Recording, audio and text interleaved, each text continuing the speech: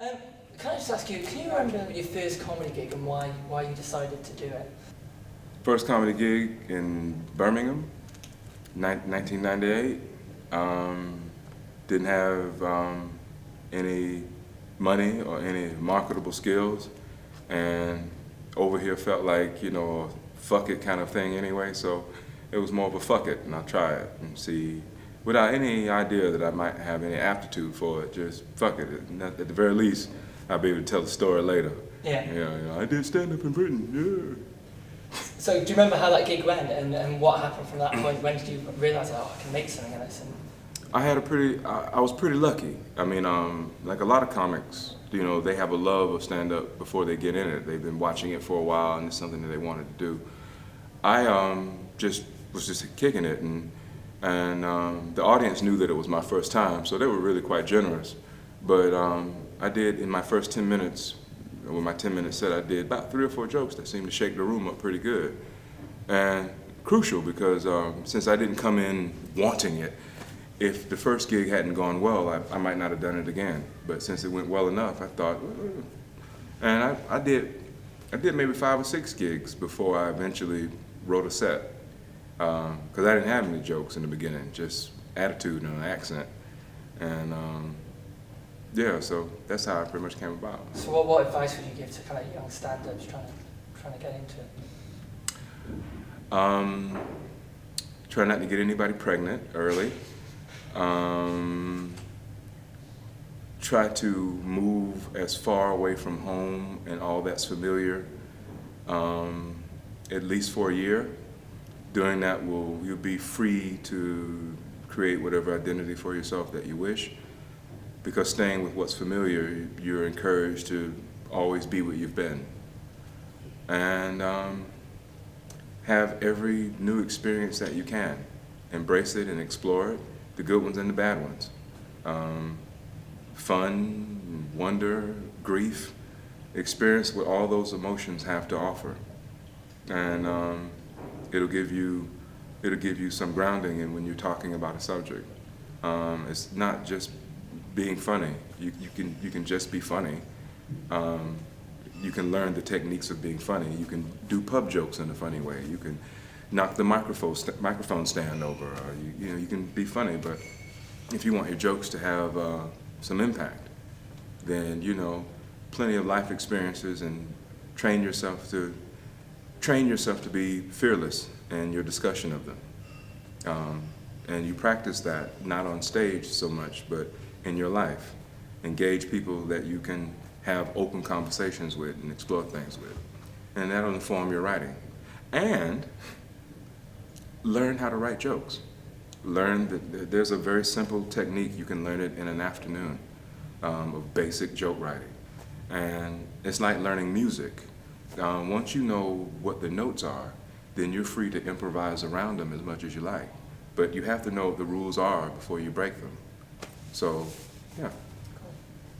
Cool. What personally do you find funny? I mean, what makes you laugh? And also, as a child, do you remember the first thing that really made you laugh, or when you went to comedy when you were younger? Absurd things make me laugh.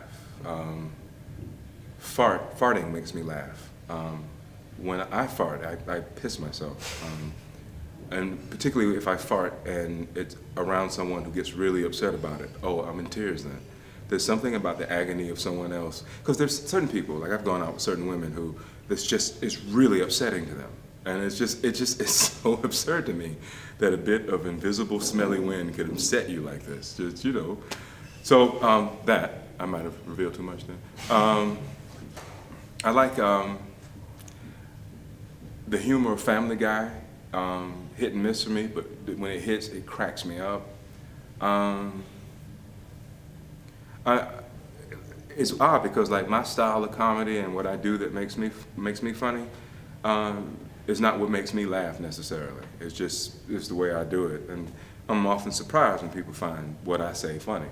But silly shit makes me funny, just ridiculous, So, but I like a range of things, man. What are your feelings on comedy being considered either cerebral or highbrow compared to, say, cheap and easy? Do you like to get a bit of both, or? Everybody's working their side of the street. When I was a younger comic, I was quite arrogant about comedy, as a lot of comics are. And that arrogance makes you feel like your way, your brand is the way it should be done, and that everything else is valueless or stupid. And the fact that someone else is doing comedy in a way that you don't approve of, it doesn't matter that 300 people in the room are laughing at them.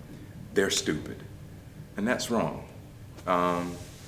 As I've gotten older, a lot of the people that when I came in to the comedy world with and I didn't respect what they did, I'm embarrassed about that now.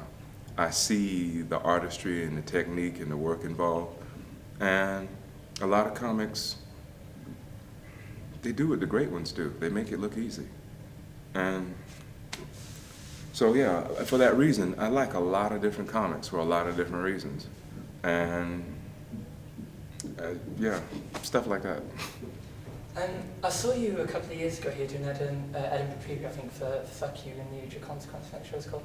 It's a bit of a personal question, really. You talked about a Japanese film about a bus driver. I just wondered, what was the name of that film? It's called Bus 44. Bus 44. Oh, 'cause it's been driving me mad. I've been typing it into IMDb, trying to find it, so that sounds like a pretty wicked film. But also that show, I know I read a review by a guy called Johan Harry, and he actually described you as a black Bernard Manning. I just wondered how that made you feel, or what your response kind of is to that. It hurt for about 2 seconds, and around the third or the fourth second, I pissed myself. How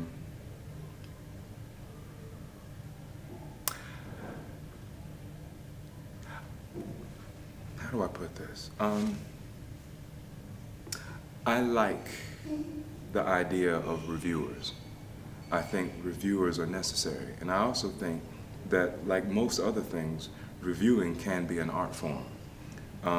Pauline Kael, who used to review films, just an artistry. I love reading reviews of hers of films that I didn't even want to see. It's an art. With that said, what Mr. Johan Harry wrote was not art. It was an agenda-based, reactionary, provoking sort of article. He went on a rant about what his perception of what I was doing, and his rant seemed to be written in such a way where he was writing it for people who he believed would agree with him. Homer Simpson in one of The Simpsons says, never say something out loud that you're not sure other people will agree with. And so within the circle of people that he's with, whatever, his opinion seemed right on. But his review contained no questions that he had about what I was doing, or he didn't have any structural analysis, or he didn't really even compare me to other people in the art form. So the review was poorly written.